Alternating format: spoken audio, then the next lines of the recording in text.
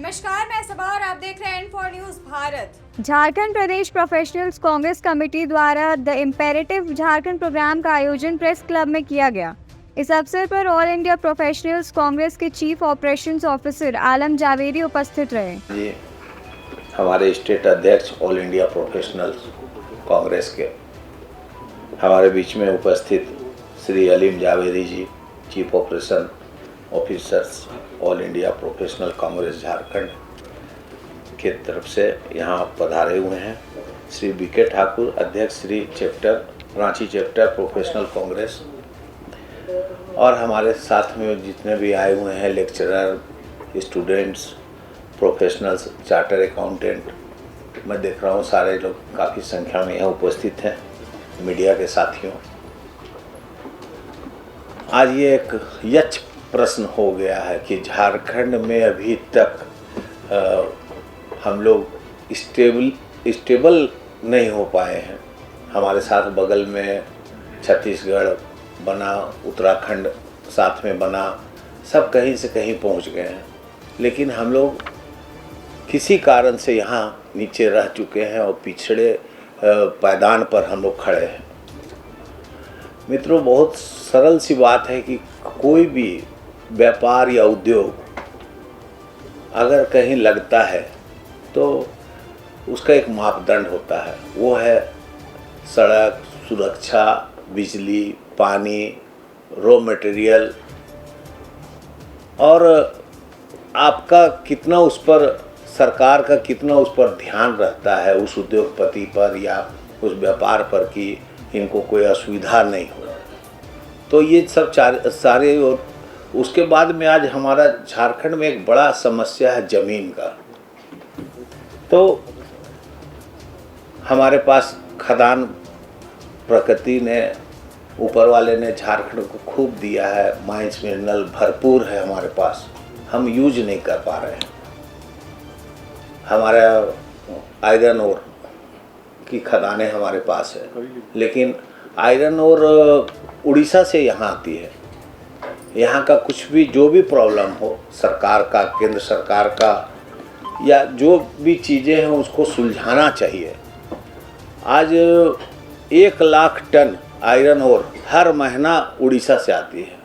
उड़ीसा को अगर आप देखेंगे तो 50,000 करोड़ रुपया उनको साल में रॉयल्टी और जीएसटी से प्राप्त होता है, जो हमारे राज्य के लोग देते हैं। हमारे राज्य के लोग बंगाल से भी माल मंगाते हैं, और ये हम अपने राज्य में कर सकते हैं, लेकिन वो चीज़ कहीं ना कहीं अटकी हुई है। यहाँ पर अबरक की खान है, यहाँ पे यूरेनियम है, स्वर्ण खान है, बॉक्साइड है, क्या चीज़ नहीं है हमारे पास। लेकिन हमारी इच्छा शक्ति, जो भी सरकार रही हो 22-23 साल में, थोड़ा सा आगे बढ़ना चाहिए। एक कदम सरकार आगे बढ़े तो मैं समझता हूँ लाखों लोगों को रोज़गार मिलेगा, लाखों लोग को काम मिलेगा, और यहाँ के लोग अपने आप, उनका दिनचर्या बदल सकता है। ये बहुत छोटी सी चीज़ है। दूसरी बात कि सरकार के पास में यहाँ पर 3-4 तरह के कानून हैं ज़मीन के लिए। संथाल परगना टेंडेंसी एक्ट, छोटा नागपुर टेंडेंसी एक्ट, उसके बाद में 2 और ऐसे कानून हैं जो खास महल, और उसके साथ में मैं कहूँगा कि जीएम लैंड, गैर मजरूआ लैंड। हम लोग चलिए सब चीज़ को छोड़ दें, हम लोग केवल खास महल को भी अगर आगे लेके चलते हैं, जिसमें लोग बैठे हुए हैं, वो आज पूरा राज्य उसे ग्रसित है। हजारों एकड़ ज़मीन फ्री हो जाएगा अगर हम लोग उसको फ्री होल्ड कर दें। हम लोग, जो लोग बैठे हुए हैं आज 60 साल से 70 साल से उस ज़मीन में, लीज की ज़मीन है, सरकार फ्री होल्ड कर दे, करोड़ों अरबों रुपया तो सरकार को आ जाएगा। और जिनको ज़मीन मिलेगी वो कहीं ना कहीं उद्योग लगाएंगे, कोई व्यापार करेंगे, और आपसी हजारों केस तो ऐसे ही ख़त्म हो जाएंगे कोर्ट में, जो लोग दौड़ रहे हैं।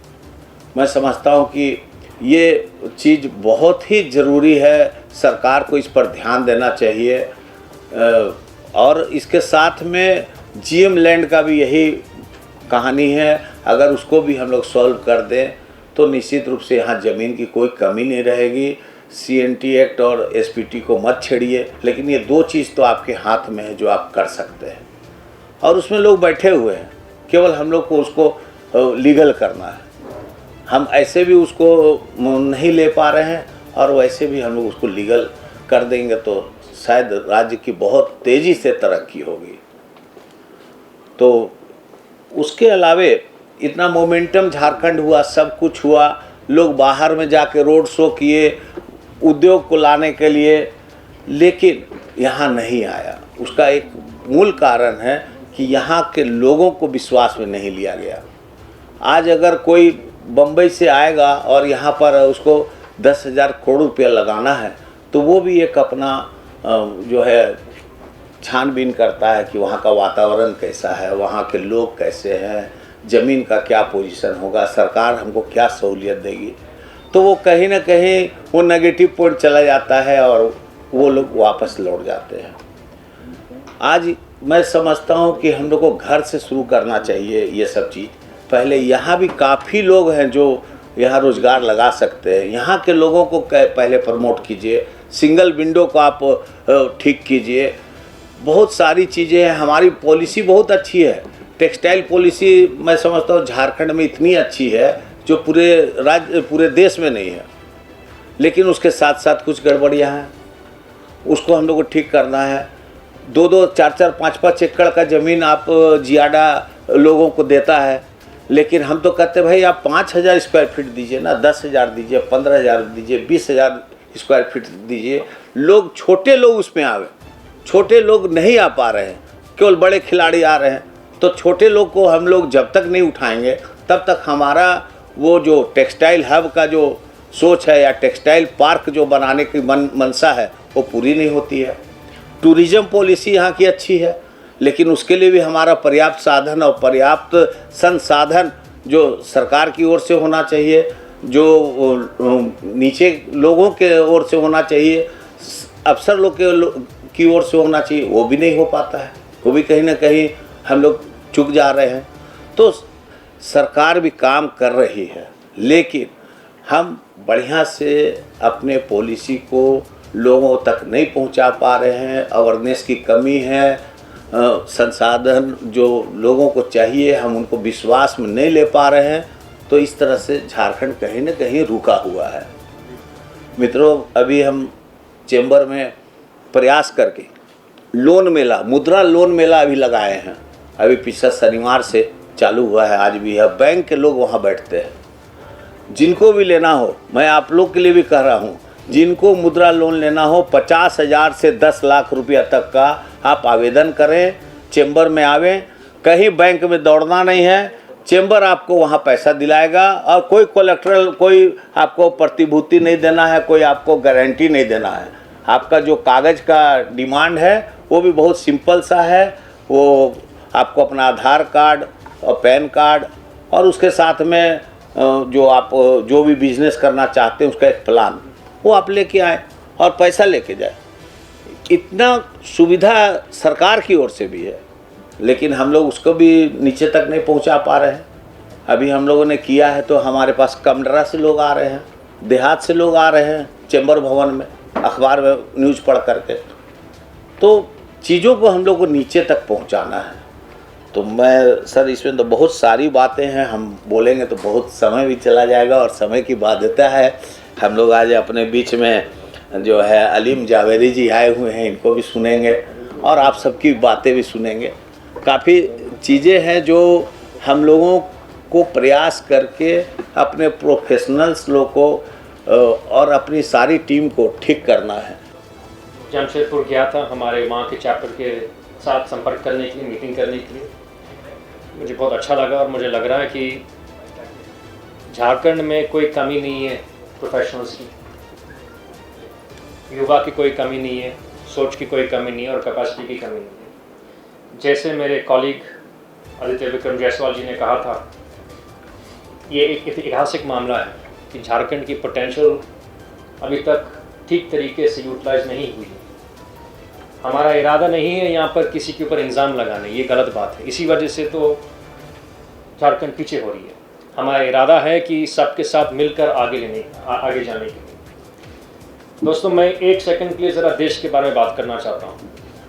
जो यहाँ मेरे साथी मंत्री जी ने कहा था, एक बहुत महत्वपूर्ण विषय उठाए थे। जिस किस्म की पॉलिसी एक क्षेत्र बनाता है, एक राज्य बनाता है, उसका एक मकसद होती है।